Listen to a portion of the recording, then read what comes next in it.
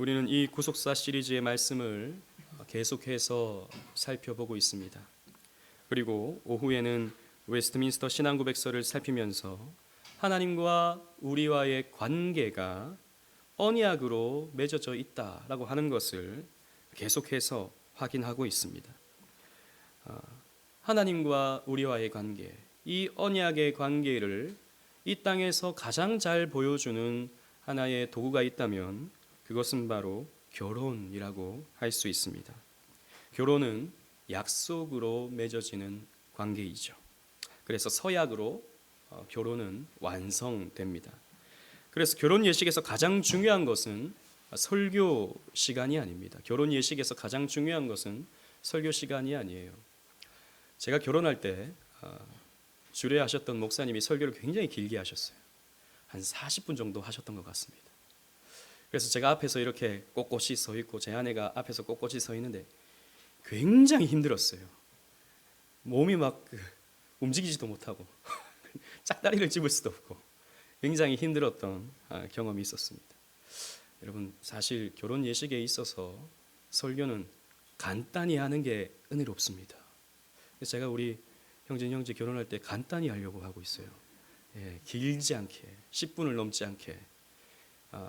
결혼 예식에서 제일 중요한 것은 설교가 아니라 서약입니다. 서약. 그래서 제가 서약을 할 때도 그때 주례하셨던 목사님이 서약할 때 대답을 크게 하신다는 것을 좋아하신다고 그러셔가지고 제가 엄청 크게 했어요. 예! 그랬습니다. 서약이 가장 중요한 것입니다. 여러분, 예식서에 보면요, 서약 내용이 이렇습니다. 제가 여러분들 잊어버리셨을까봐 다시 제가 한번 읽어드릴게요. 우리 형제는 예습을 한번 하시기 바랍니다. 그리고 결혼하신 분들은 한번 내가 과연 이 일에 충실하고 있는가 한번 생각해 보시기 바랍니다. 신랑 누구누구는 지금 옆에 있는 누구누구 양을 하나님과 이 모든 증인 앞에서 그대의 아내로 삼아 광야 같은 이 세상을 살아가는 동안 그 어떠한 경우에도 이 여자를 사랑하고 존중히 여기며 도와주고 위로하며 보호하여 진실한 남편으로서 일정한 부부의 대의와 정조를 굳게 지킬 것을 확실히 서약하십니까? 라고 할 때 여러분들은 예라고 하시거나 아멘이라고 하셔서 결혼을 하셨을 것입니다. 우리 형제도 너무 크게 할 필요는 없어요.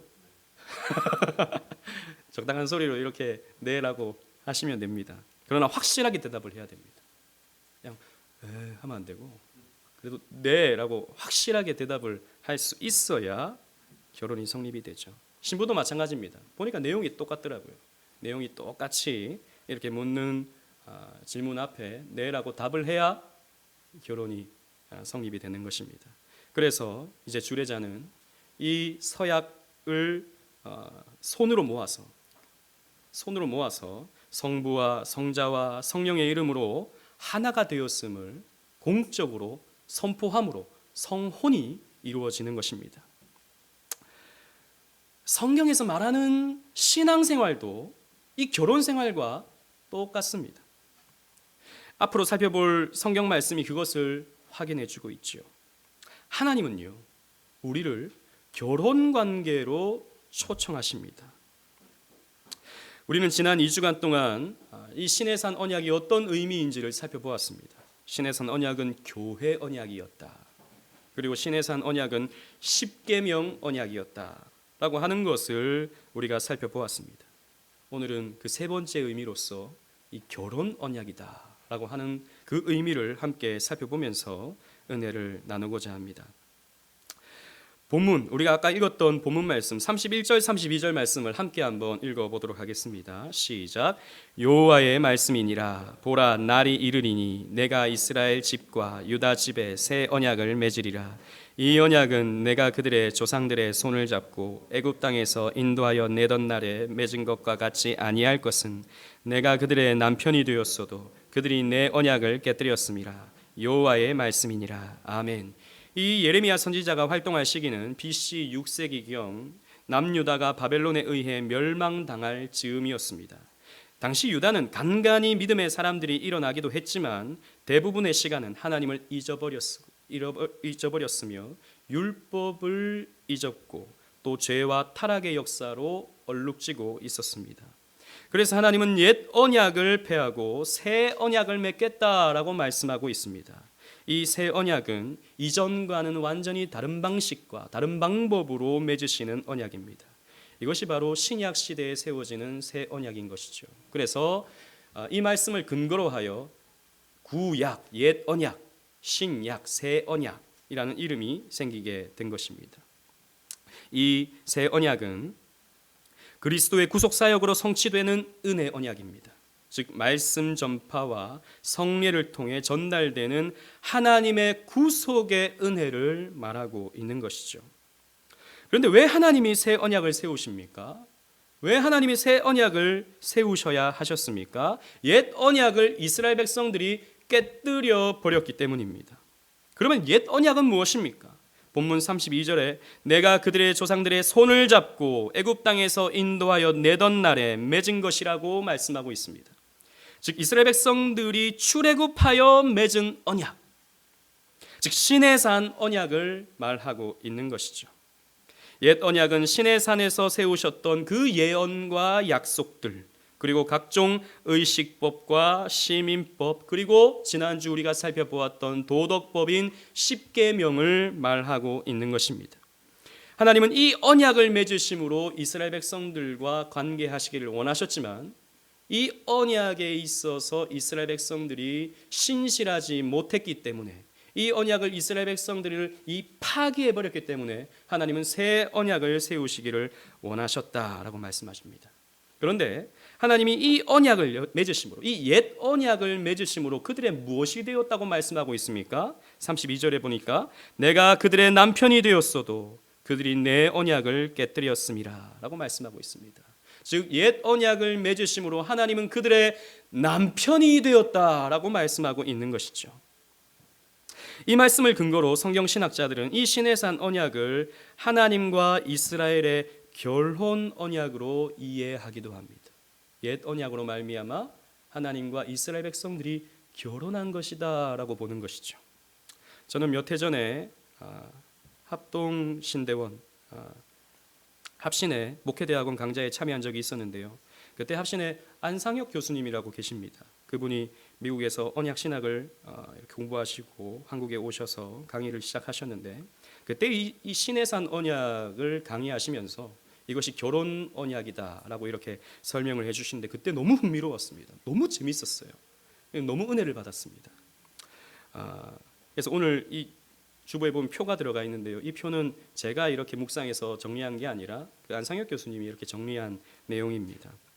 함께 나누고 싶어서, 여러분들과 함께 나누고 싶어서 이렇게 정리를 해봤는데요. 시내산 언약들의 내용을 보면요, 결혼에서 나타나고 있는 특징들을 다 발견할 수 있다는 것이죠. 이런 관점에서 보면 여러분 한번 보십시오. 출애굽, 즉 이스라엘 백성들이 애굽에서 나오는, 하나님이 이스라엘 백성들을 탈출시키는 이 장면은요, 하나님이 나쁜 남자 애굽에게 인신매매로 팔려간, 인신매매로 잡혀간 신부를 구출해내는 러브 스토리인 것입니다. 그냥 구출해내는 것이 아니라 아주 스펙터클하게, 아주 블록버스터 같은 그 영화와 같이 구출해내는 러브 스토리인 것이죠. 아무튼 시내산 언약에 나타나고 있는 이 결혼의 특징들을 한번 살펴보겠습니다. 먼저 신랑의 청혼이 있습니다. 일반적으로 남자가 여자에게 먼저 청혼을 하게 되어 있죠. 옛날에도 마찬가지였습니다. 고대 근동 사회에서도 청혼을 할 때 남자는 여자에게 청혼을 합니다. 그런데 그냥 청혼하는 것이 아니라 자신의 능력을 과시하죠. 우리 집에는 소가 100마리, 양이 100마리요. 그러니 나에게 시집 오면 잘 먹고 잘 살 수 있을 것이요. 우리 집에는 저 산이 산은 뭐라 그래야 됩니까? 한 3봉우리가 있어. 그러니 우리 집에 시집 오면 앞으로 평생 걱정은 없을 것이요. 이렇게 말하는 것이 그때 당시의 관습이었다라는 것입니다. 여러분들도 그러지 않았나요? 내가 결혼하면 행복하게 해줄게. 이렇게 말하거나 혹은 또 열쇠 몇 개를 보여주면서 이렇게 말했을지도 모르겠습니다. 예나 지금이나 아무 능력 없는 남자에게 시집가는 여자는 없을 것입니다. 아무리 사랑해서 결혼하지만 그래도 어느 정도 미래는 있어야 결혼을 하는 것 아니겠습니까? 아무 미래도 없고 아무 소망도 없는 사람과는 결혼할 수 없는 것이죠. 흥미롭게도 하나님은 예비 신부인 이스라엘에게 청혼을 함에 있어서 자신의 능력을 과시하십니다. 우리 출애굽기로 다시 한번 가보겠습니다. 출애굽기 19장 4절 5절 말씀을 함께 읽어보도록 하겠습니다. 출애굽기 19장 4절 5절 말씀.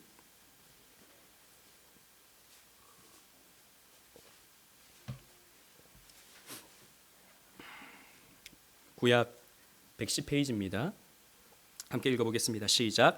내가 애굽 사람에게 어떻게 행하였음과 내가 어떻게 독수리 날개로 너희를 업어 내게로 인도하였음을 너희가 보았느니라.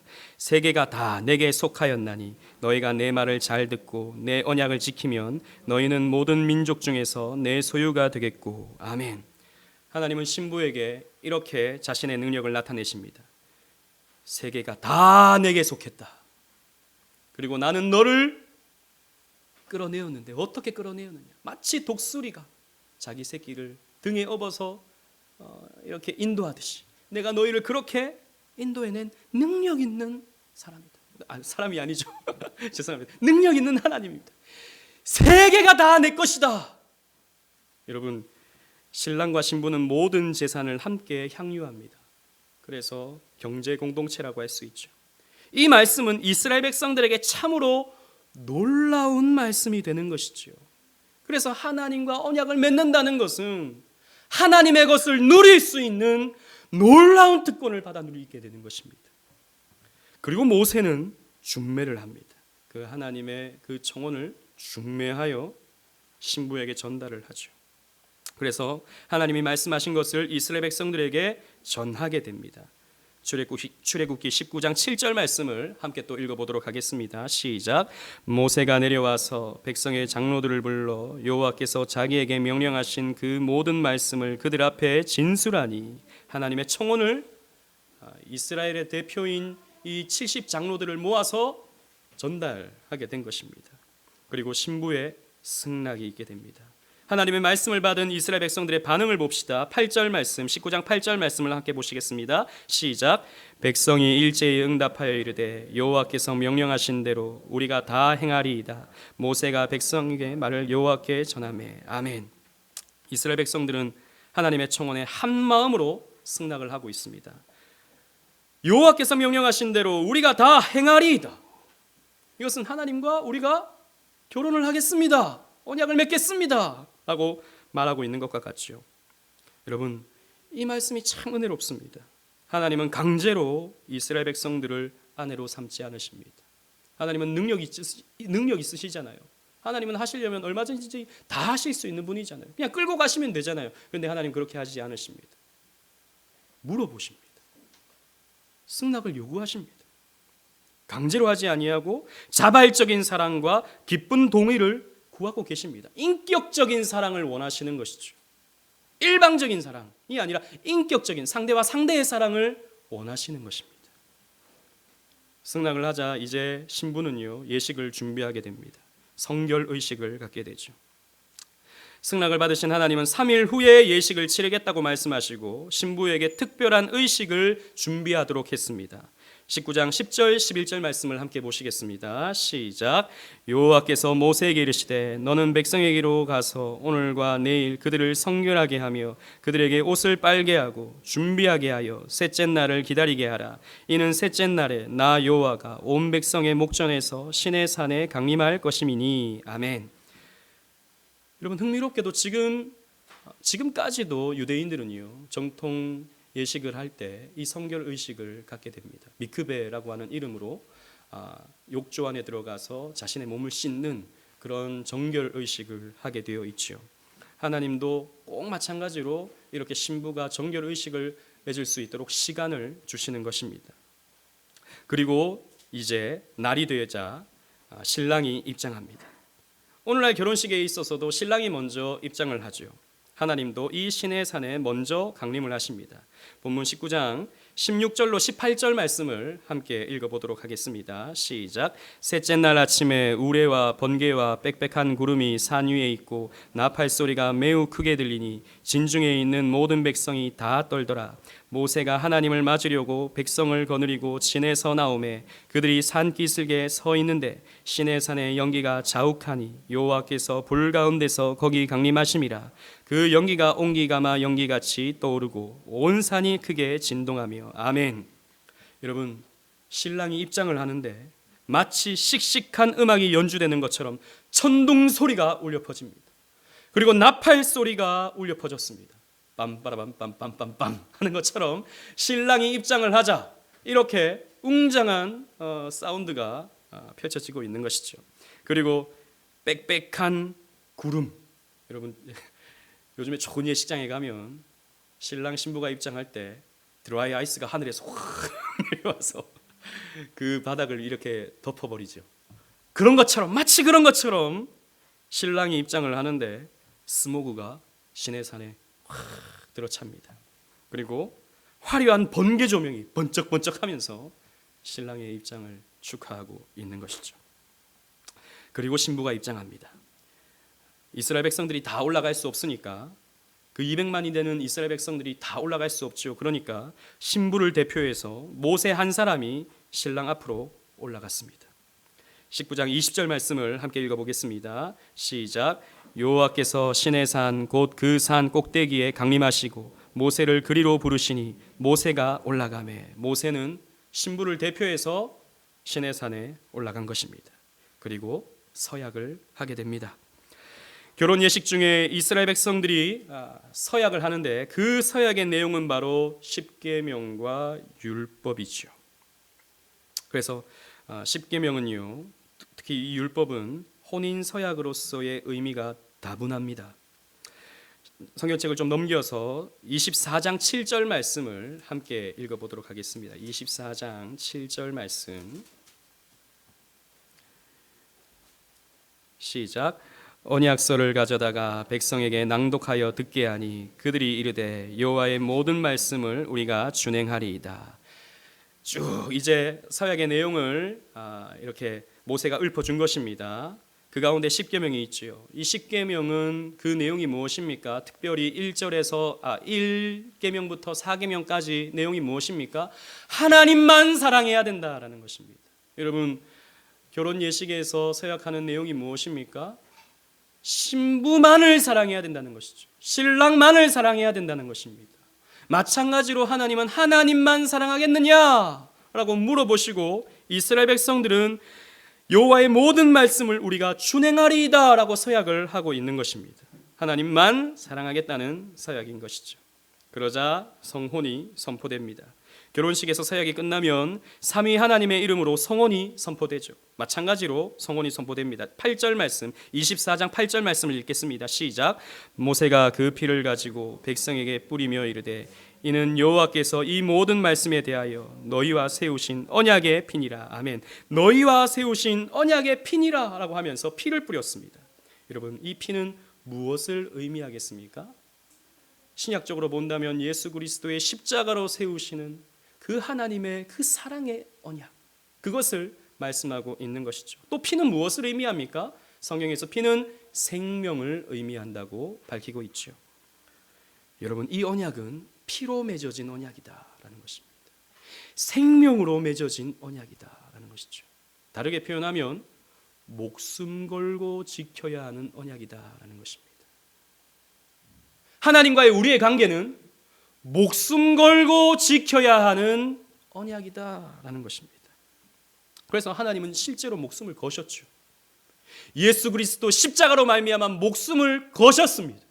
그만큼 우리에게 자기의 사랑을 나타내 주셨던 것이죠. 흥미롭게도 결혼식이 마쳐지자 피로연이 펼쳐집니다.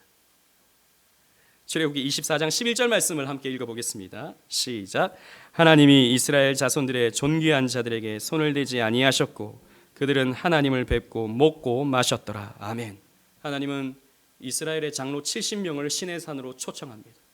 원래는 하나님이 올라오지 말라 그랬거든요. 근데 이 언약이 이루어지자 올라오라고 말씀하시고 그들과 함께 먹고 마시는 피로연이 펼쳐지게 되는 것입니다. 여기서 하나님을 배웠다라는 말은 실제로 하나님을 눈으로 봤다는 말씀은 아닐 것입니다. 하나님은 영이시기 때문에 눈으로 볼 수가 없죠. 하나님의 임재 속에서 먹고 마시는 잔치가 벌어지게 되었다라는 것입니다. 그리고 기념 촬영까지 있습니다. 여러분, 결혼식에서 기념 촬영을 하죠. 왜 결혼식에서는 그렇게 기념 촬영을 합니까? 기념이다라는 것입니다. 하지만 기념인과 동시에 결혼 사진이라는 것은요, 결혼했다는 증명이기도 합니다. 실제로 이주 여성들이 한국에 와서 한국 남자랑 결혼해서 이제 한국 국적을 취득하려고 할 때 가장 중요한 증거가 뭔지 아십니까? 결혼 사진입니다. 결혼 사진을 가지고 와야 이게 결혼했는지 안 했는지 알 수 있다는 것이죠. 그냥 뭐 남자에게 돈을 주고 나와 결혼했다고 증명해달라 이렇게 해서 되는 게 아니라 실제로 결혼식을 했는가, 증인들이 앞에서 함께 촬영을 했는가, 이게 중요한 것입니다. 증거인 것이죠. 하나님은 하나님과 이스라엘 백성들 사이에 결혼이 이루어졌다라는 증명서를 주십니다. 그게 뭡니까? 십계명 돌판이다라는 것입니다. 증거다라는 것이죠. 출애굽기 24장 12절 말씀을 함께 읽어보도록 하겠습니다. 시작. 여호와께서 모세에게 이르시되 너는 산에 올라 내게로 와서 거기 있으라. 내가 그들을 가르치도록 내가 율법과 계명을 친히 기록한 돌판을 내게 주리라. 아멘. 십계명 돌판을 주고 있는 것이죠. 그래서 이걸 무슨 돌판이라고 말합니까? 증거의 판이라고 그러죠. 증거의 판. 하나님과 이스라엘 백성들이 결혼하게 된 증거의 판. 언약 문서, 지켜야 할 언약 문서, 증거의 판이다라는 것입니다. 예식 후에 하나님은 신혼집도 마련하십니다. 여러분 상상해 보십시오. 신혼집이 무엇이겠습니까? 성막입니다. 여러분 결혼하기 전에 남자들은 별로 이런 것에 관심은 없어요, 사실. 여자분들이 커튼은 뭘로 하고 벽지는 무슨 색으로 하고 또 가구는 뭐 어떻게 하고 어떻게 구도를 갖추고 이거 엄청 신경을 쓰잖아요. 따라다닌다고 엄청 힘들지는 않았는데 조금 그죠? 좀 성가시긴 하죠. 아무튼 하나님은요 신혼집을 어떻게 가꿀 것인지에 대해서 아주 디테일하게 상세하게 가르쳐 주십니다. 커튼은 어떻게 하고 거기에 무엇을 수놓고 실은 무엇을 사용해야 되고 거기에 벽은 또 어떻게 해야 하고 그 기물은 어떻게 해야 되고 아주 상세하게 하나님께서 말씀하십니다. 그래서 출애굽기 하반부의 말씀은 다 이 성막을 어떻게 세울 것인지에 대해서 하나님께서 아주 상세하게 말씀하시는 내용이죠. 신혼여행까지 가십니다. 어디로 가시게요? 광야로 가시는 것입니다. 아니 무슨 광야가 신혼여행이야. 이게 무슨 신혼여행이야. 여러분 진짜 가만히 생각해 보십시오. 광야는 다른 걸 쳐다볼 수 있는 여지가 없습니다. 서로만을 바라보게 되는 것이죠. 서로만을 바라보기 때문에 좋은 곳이 광야인 것입니다. 서로만을 의지할 수 있게 되고 이스라엘 백성들은 하나님만 바라보게 되는 것이죠. 그래서 광야로 신혼여행을 가게 되는 것입니다.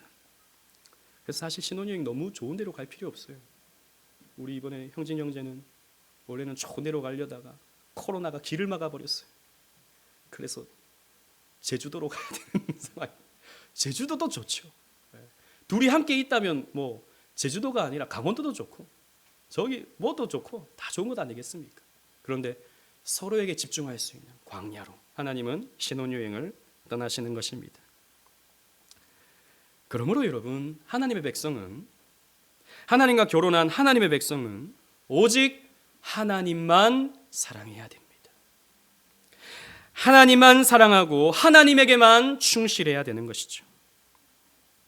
그러나 이스라엘 백성들은 그러진 못했습니다. 그들의 역사는 간음의 역사였던 것이죠. 여러분 주보를 보십시오. 역대상 5장 25절 하나님이 이스라엘 백성들에 대하여 이렇게 말씀하십니다. 다 같이 읽어보겠습니다. 시작. 그들이 그들의 조상들의 하나님께 범죄하여 하나님이 그들 앞에서 멸하신 그 땅 백성의 신들을 간음하듯 섬긴지라. 이스라엘 백성들이 우상 숭배를 합니다. 가나안 땅의 우상들을 함께 섬기고 있습니다. 풍요의 신 바알을 섬기고 다산의 신 아스다롯을 섬기고 있습니다. 그런데 하나님은 그들의 그 우상 숭배를 바라보면서 간음하듯 섬겼다라고 말씀하고 있어요. 우상 숭배를 간음에 표현하고 있는 것입니다. 이것이 이스라엘의 외도다라는 것이죠. 이스라엘의 외도다라는 것입니다. 하나님만 바라봐야 할, 하나님만 사랑해야 할 이스라엘 백성들이 간음을 저질렀다. 뿐만 아니라 계속해서 간음하는 북이스라엘을 하나님은 아예 이혼해 버리셨다라고 말씀하십니다. 예레미야 3장 8절 말씀을 보십시오. 주보에 있습니다. 함께 읽겠습니다. 시작. 내게 배역한 이스라엘이 간음을 행하였으므로 내가 그를 내쫓고 그에게 이혼서까지 주었으되 그의 반역한 자매 유다가 두려워하지 아니하고 자기도 가서 행음함을 내가 보았노라. 아멘.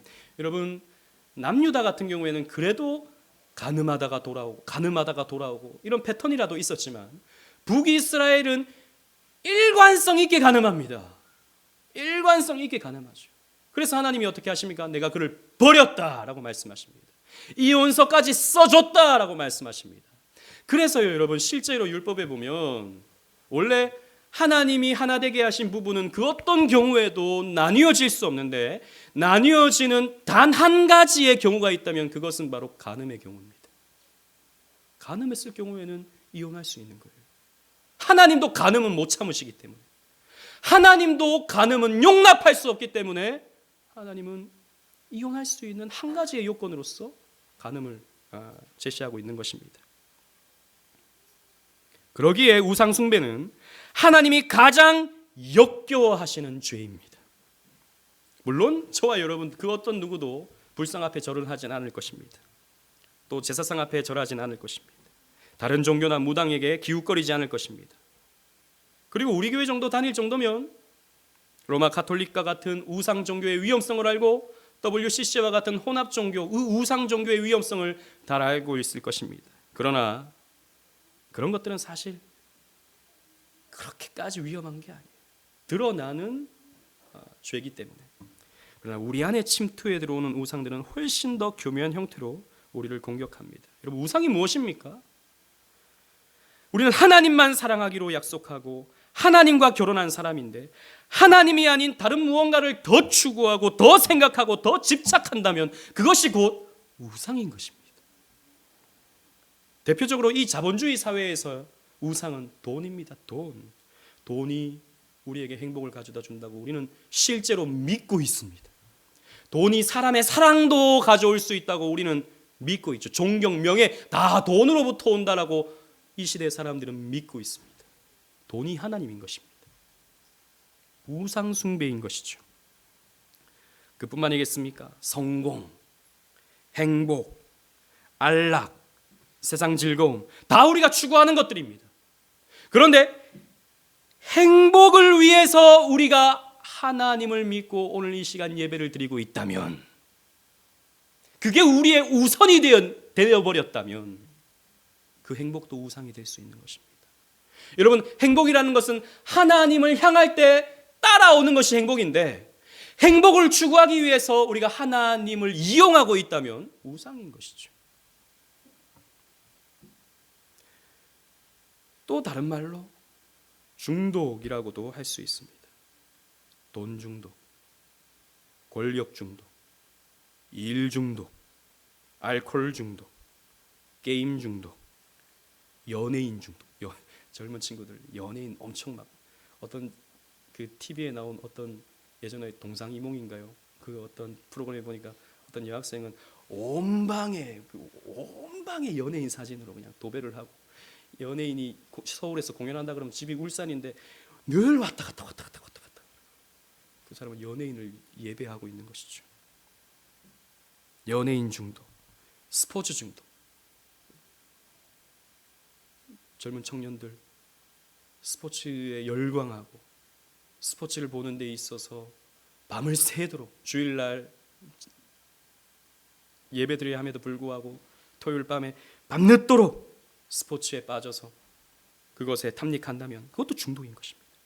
칭찬 중독, 다른 사람들의 존경과 다른 사람들의 평가에 온 마음을 쏟으면서 집중하는 것, 나는 이것 없이는 안 돼! 라고 하는 그 어떤 것, 집착하는 것, 그것이 바로 우리 안의 우상인 것입니다. 여러분, 사람도 마찬가지입니다. 사람도 중독될 수 있습니다. 친구, 이성, 심지어는 배우자, 심지어는 자식까지도. 내가 절대적으로 집착하는 그 어떤 누구도 하나님 저는 이 사람 없이는 못 살아요 라고 하는 그 어떤 것도, 그 어떤 사람도 우상이 될 수 있다는 것을 유념하십시오. 여러분, 우리는 하나님 없이 못 살지. 잔인하게 들릴지 모르지만 내가 그렇게 사랑하는 그 사람도 하나님이 먼저 보내시면, 하늘로 데려가시면 우리는 겸손하게 하나님의 뜻을 헤아릴 수 있어야 되는 것입니다.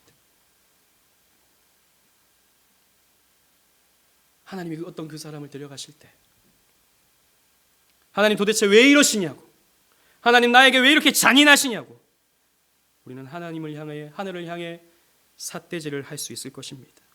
그러나 우리는 그때 깨달아야 할 것입니다. 그렇게 반응하는 것이 바로 내 안에 우상을 품고 있다라고 하는 증거예요. 여러분, 물론 배우자를 사랑해야 됩니다. 하나님을 사랑하는 만큼 사랑해야 됩니다. 내 자식을 사랑하죠. 하나님을 사랑하는 만큼 사랑해야 됩니다. 그러나 우선되면 안 되는 것입니다. 여러분, 유념하십시오. 여러분들이 하나님을 사랑하는 그 어떤 것, 그 어떤 물질이라든지, 그 어떤 여러분들이 추구하는 것이라든지, 그 어떤 사랑하는 것이라든지, 사랑하는 사람이라든지, 그 어떤 것이든지 간에 여러분들이 하나님보다 그것을 더 추구하고 사랑하고 시간을 보내게 될 때 반드시 여러분들은 그것 때문에 상처를 받습니다. 사람도 마찬가지. 돈을 추구합니까? 돈 때문에 여러분들은 망할 것입니다. 행복을 추구합니까? 그 행복 때문에 여러분 망할 것입니다. 사람에게 집착합니까? 그 사람 때문에 여러분 상처받을 것입니다. 아닙니다. 여러분, 우리는 하나님께 집중해야 됩니다. 먼저 그의 나라와 그의 의를 구해야 됩니다. 하나님을 구해야 됩니다. 하나님을 추구해야 됩니다. 이것이 하나님과 결혼한 우리의 자세여야 합니다. 그렇다면 하나님께서 우리에게 행복도 주시고 필요한 물질도 주시고 사랑하는 사람도 붙여주시는 것이지, 그 어떤 것이 하나님보다 우선되어서는 안 될 것입니다. 어거스틴은 이렇게 말했죠. 우리는 하나님만 사랑하도록 지음을 받았기 때문에 하나님을 사랑할 때 우리는 참 안식을 얻는다. 여러분, 정말입니다. 우리는 하나님만을 사랑하기로, 하나님을 가장 우선하여 사랑하기로 지음을 받은 사람입니다. 그렇기 때문에 하나님을 사랑할 때 참된 만족을 얻고 참된 기쁨을 얻고 참된 행복을 누릴 수 있어요. 그런데 이걸 믿지 못하는 거예요. 그러니까 자꾸 세상 바라보고 돈 바라보고 사람 바라보고 거기에 집착하고 살아가는 것입니다. 그러니 자꾸 우리는 상처받죠. 자꾸 우리는 공허하죠. 자꾸 우리는 지쳐갑니다. 어리석은 우리의 모습인 것입니다. 칼빈은 이런 우리의 마음을 우상 제조 공장이라 했습니다. 하나님을 떠난 죄인은 끊임없이 자신의 욕망을 채워줄 우상들을 만들어내기 때문입니다. 여기에서 자유할 수 있는 사람 여기 한 사람도 없습니다. 그런 면에서 우리는 다 우상 숭배자들이에요. 꼭 뭐 절간에서 고기를 숙였다 해서 우상 숭배자, 저 사람 뭐 신앙인이 저러면 돼. 아니, 우리 똑같습니다. 사실 별다를 바 없는 사람들이라는 것이죠. 그렇기 때문에 여러분, 신앙생활이라고 하는 것은 끊임없는 내 안의 우상과의 싸움입니다. 끊임없는 우상과의 싸움. 여러분 마음 안에 그 우상을 몰아내십시오. 여러분, 그 마음에 하나님으로 채우십시오. 여러분, 예배도 마찬가지입니다. 예배가 우선입니다. 예배가 아니라 다른 무언가가 더 우선되어질 때, 특별한 경우 같은 경우에는 우리가 다 이해할 수 있죠. 그런데 특별한 경우가 아님에도 불구하고 다른 무언가가 예배보다 더 우선일 때, 그것이 곧 우상입니다. 그 우선되어진 그것이 우상이라는 것을 꼭 기억하시길 바랍니다. 하나님만 사랑하고 하나님만 섬기는 저와 여러분들이 되어야 할 것입니다. 사랑하는 오직은혜 교회 성도 여러분, 성경은 결혼 이야기가 넘쳐납니다. 아담과 하와의 결혼 이야기부터 시작해서 룻과 보아스, 솔로몬과 술람미 여인, 호세아와 고멜 등등 구속의 이야기를 설명해 주는 결혼 이야기가 성경에 가득합니다. 언제나 이런 내용을 살펴보면 자격 없는 신부를 사랑하는 신랑이 나오죠. 자격 없는 신부를 사랑하는 신랑. 술람미 여인은 그 얼굴이 까무잡잡한 그 계달의 장막 같은 자기를 왜 솔로몬이 사랑하는지 이해를 못합니다. 또 이방 여인 룻은 그 보아스가 자기를 사랑해 줄 수 있을까 생각하게 됩니다. 자기가 이방 여인인데. 또 고멜은 부정한 여인이죠. 창녀입니다. 그런데 선지자가 자기를 사랑해 줍니다. 이걸 어떻게 설명해야 됩니까? 그런 이야기입니다. 마찬가지입니다. 우상에 찌들어 있는 저와 여러분들을 사랑하시는 하나님의 결혼 이야기가 성경의 이야기다라는 것이죠. 그래서 성경은 구원의 완성을 혼인잔치로 표현합니다. 주보를 보십시오. 계시록 19장 7절 말씀 함께 읽어보겠습니다. 시작. 우리가 즐거워하고 크게 기뻐하며 그에게 영광을 돌리세. 어린 양의 혼인기약이 이르렀고 그의 아내가 자신을 준비하였으므로. 아멘. 여러분, 마지막으로 완성되는 새하늘과 새 땅은 혼인잔치입니다. 우리의 결혼이 완성되는 것입니다. 지금 우리는 이미 결혼을 시작했어요. 그러나 결혼의 완성은 저 새하늘과 새 땅에서 결혼이 완성되어지는 것입니다. 그러므로 우리는 이 땅에서 순결한 신부로서 살아가는 것입니다.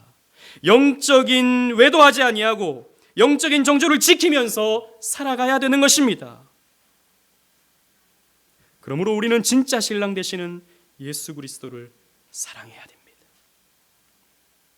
그러므로 우리는요, 율법을 지키는 데 있어서, 십계명을 지키는 데 있어서, 하나님의 말씀을 지켜가는 데 있어서 사랑함으로 지켜가는 거예요. 사랑함으로. 의무가 아닙니다. 사랑함으로. 여러분, 율법 못 지킨다고 여러분 구원 못 받는 것 아닙니다. 사랑하기 때문에 지키는 거예요. 하나님을 사랑하기 때문에. 하나님이 이것을 원할 때 기뻐하시기 때문에. 하나님이 이것을 우리가 행할 때 즐거워하시기 때문에 우리는 율법을 지켜 행하는 것입니다. 기쁨으로 하나님의 언약을 지켜나가시는 신실한 신부 되시는 저와 여러분들 되시기를 주님 이름으로 축원합니다. 아멘.